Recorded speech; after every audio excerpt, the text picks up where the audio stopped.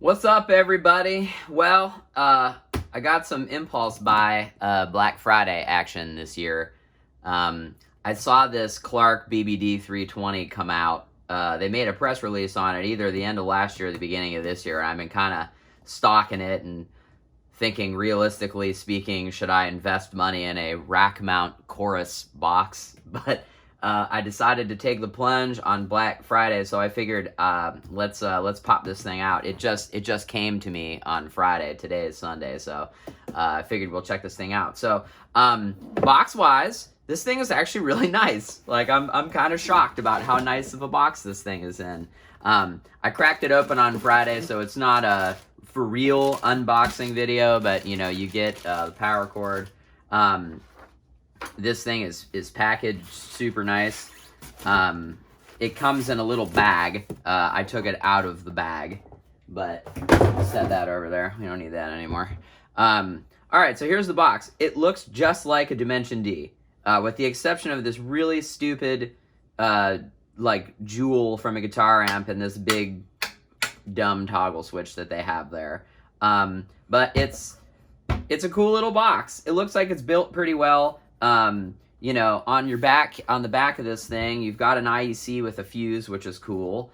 You have got stereo in, stereo out, and you can convert this to mono, which I did some research on the internet, and it's basically, I guess the Dimension D box also had this mode switch on the back, which is stupid. I mean, I think if you're going to improve upon it, you should move that thing to the front. I mean, it's pretty useless in the back here, especially if you're using it in a studio with a patch bay or something. You know, in theory, rack this thing up and you never use it again. So that's kind of a miss on that part. But you know, I guess if they're you know, duplicating the original, you gotta keep it.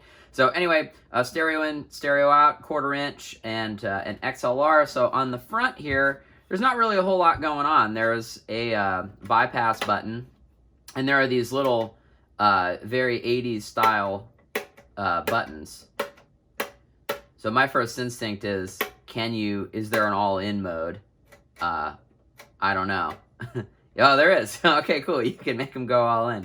So cool. So you can do that. And then there's a little remote section here with just a little 1/4 inch. So I guess I read in the manual really quick that if you want to use like just a regular 1/4 inch pedal, like, you know, a sustain pedal or something like that, you could toggle this thing on and off. So as far as the directions go on this, it comes with a quick start guide, just like this. And the only English section here, this is just, you know, various languages, but this is basically a 1-page instruction manual.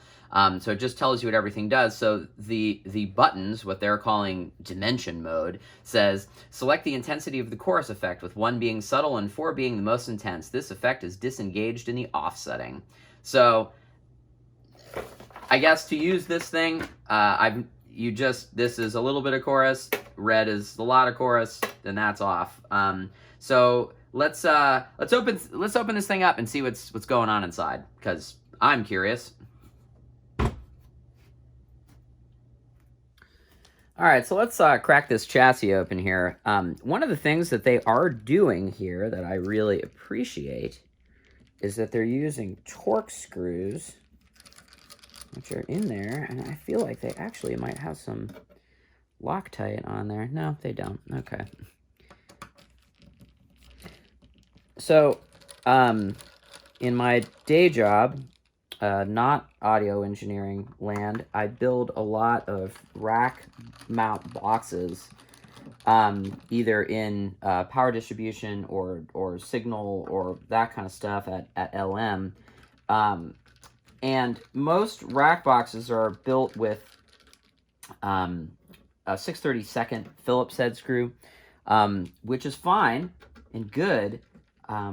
But when you start to take stuff apart, especially from other manufacturers that maybe not be, other manufacturers being not global manufacturers like this that are making thousands and thousands of these things, you know, custom power distribution kind of boxes and things like that, they're built with a 6/32 screw I have found, and a little press nut that goes in. So the fact that Klark is using a Torx screw is actually really nice. I like Torx screws a lot.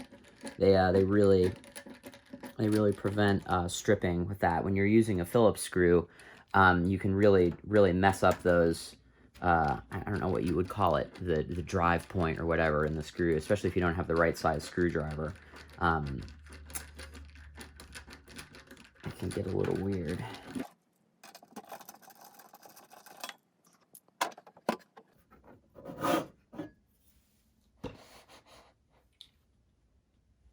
All right, so we've got this thing open, and much like I kind of figured, there's a lot of space in here.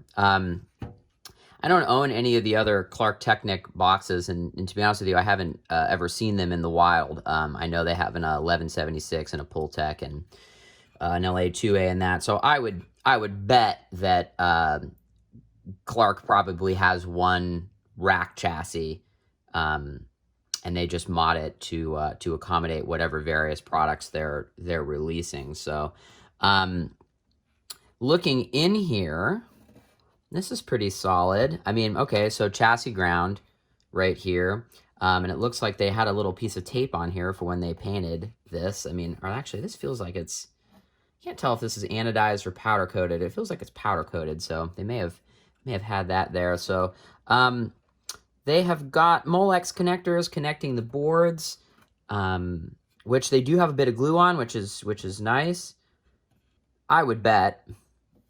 Oh no, I guess this probably is. I was gonna say I bet that they probably have the same power supply and in-out boards for everything, but I guess they probably don't because they have this little switch on here. So this may be a BBD320 unique thing. Nice little ribbon connecting this. Here's the plungers. You can see them move. So, I mean, I guess if we had to work on this, we probably could. I can't imagine that there's a whole lot going on. These are all individual boards. So there's what, 1, 2, 3, 4 boards in this whole thing. So, you know, you look at it and you're like, well, why is this 180 bucks? It's like, well, they make 1,000 of them and there's 3 boards that go in the whole thing. So there's obviously not a whole lot of complication going on in here as far as what's going on. So, all right. Well, I think I'm going to separate these videos into, this is the unboxing and breakdown, and then we'll run some sounds through it in the next one. I don't want it to get too long. So stay tuned for that video, and thanks for stopping by.